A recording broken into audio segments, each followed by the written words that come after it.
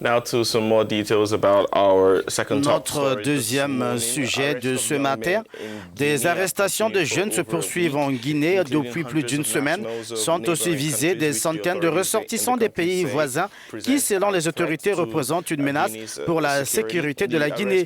Ces arrestations font suite aux manifestations contre le changement de constitution du pays pour permettre au président Alpha Condé de briguer un troisième mandat.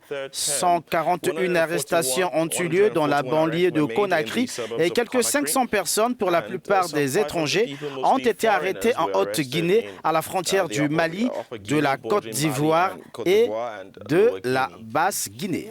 Ces ressortissants étrangers représentent, vous l'avez dit, selon Conakry, une menace pour la sécurité du pays alors que ce pays traverse une crise politique née de la volonté du président Alpha Condé de changer la constitution. Et depuis lors, Conakry et d'autres villes bruissent de manifestants de l'opposition qui militent pour le respect de la loi fondamentale. C'est donc dans un contexte assez perplexe qu'interviennent ces arrestations de jeunes étrangers que nous allons tenter de comprendre avec M. Amadou Thiam Camara. Il est chef de bureau de Guinée News, ce site Guinée News. Il est depuis Conakry. Monsieur, bonjour et bienvenue dans ce programme. Dans quelles circonstances ces centaines de ressortissants des pays voisins ont-ils été arrêtés?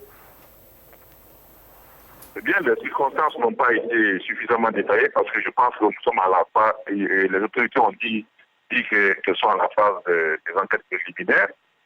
Mais toujours est-il que à Conakry et dans plusieurs préfectures de la Guinée, il y a eu plusieurs centaines d'arrestations de ressortissants étrangers.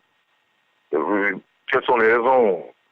Est-ce que le climat politique n'influence pas ces décisions? Je n'en sais absolument rien, mais toujours est-il qu'aujourd'hui, le climat politique est assez délétère dans ce pays parce qu'il faut savoir que il y a entre les autorités qui veulent changer de constitution pour que le président de la République puisse continuer à diriger la Guinée au-delà de 2020 et l'opposition qui est réunie au sein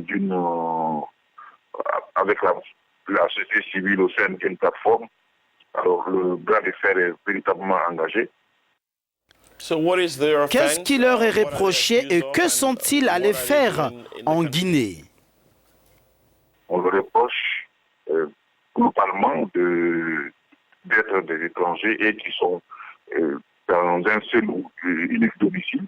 Maintenant, ce qu'on invoque, qui travaillent dans une compagnie qui officiellement fait du commerce en ligne. Maintenant, entre ce que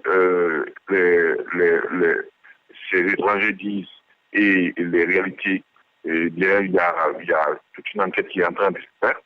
Mais vous devez savoir que nous sommes dans le pays de Sékou Touré.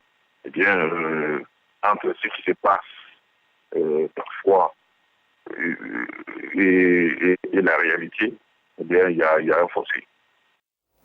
Monsieur Amadou Thiam, vous le dites, il y a plusieurs réactions. Que font aujourd'hui la société civile ou encore l'opposition dans cette affaire qui, on va le dire, s'apparente à des arrestations xénophobes? Vous savez, aujourd'hui, la situation est tellement électrique que quand il y a des informations comme ça, déjà l'opposition et la société civile est dans l'œil du cyclone puisqu'il y a plusieurs membres de la société civile qui ont été arrêtés et même quelques opposants. Alors, comprenez bien qu'ils ont du mal à se prononcer sur des questions comme ça parce que c'est sûr que être confondu à une sorte de complicité active ou passive avec les gens qui ont été interpellés. Donc, il n'y a pas de réaction officielle de la part de l'opposition ni de la société civile sur cette question-là.